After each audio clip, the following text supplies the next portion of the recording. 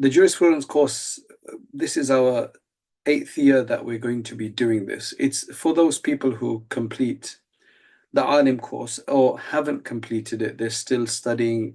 We've had students of the 2nd and 3rd year take it as well to essentially supplement what they're studying elsewhere. You just need to know Arabic for it. You don't have to be a alim or a alima to study this.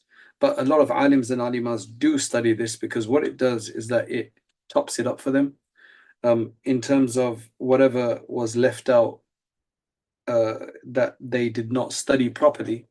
Then what this does is that it tries to complete that. So we've changed our focus that when people study this course now, they're not just studying it for themselves. So again, by the into the second half of the year, we then get them to teach a class. So they have to, they're taught how to, they're taught a few things. So they're taught how to prepare for the class. So one is to prepare for themselves and prepare for studying under a teacher. But then they're also told to prepare the sources for where they can literally prepare Al-Lubab fi Sharh al-Kitab, the commentary of Quduri, in such a way that they could probably then teach any book, any chapter afterwards. Though we just do several chapters and we don't do the whole kitab, but we do it. We try to do it so thoroughly that the students are taught how to research from the commentaries. So they're given access to the commentaries of Quduri, commentaries of Hidayah. Essentially, Quduri's, a lot of it is just Hidayah.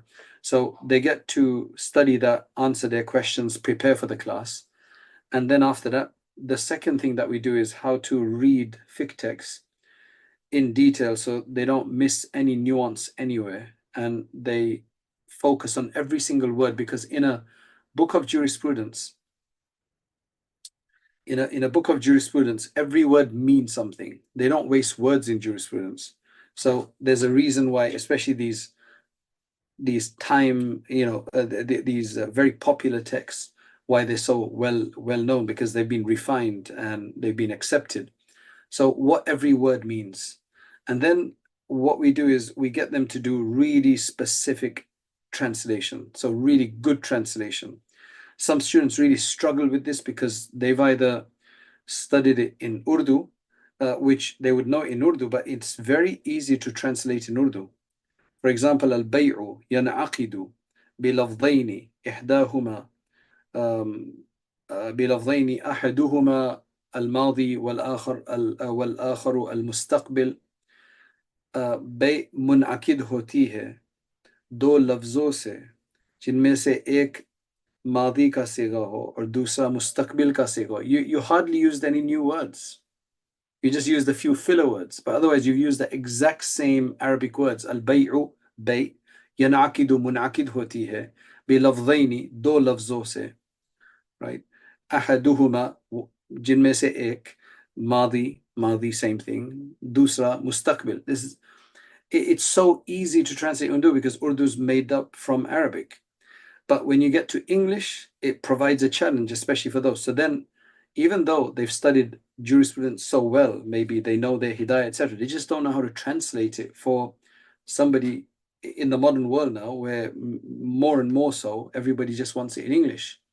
So we really get them, and there's a real focus on that, to get it right, in the right English, not in slang English either, to use the right words, the right terms, and do a smooth translation, right? So we tell the students that you can't translate it in a way that your younger brother and sister wouldn't understand it, or you would not translate it in a language that you yourself would never use, in the sense of it's not native language, it's not usual language, So alhamdulillah, mashallah, I mean, just the last year's course, the students, the majority of them became very successful in that, even though they could never do it before. They could never translate into English before, but alhamdulillah, they became very good and adept at it.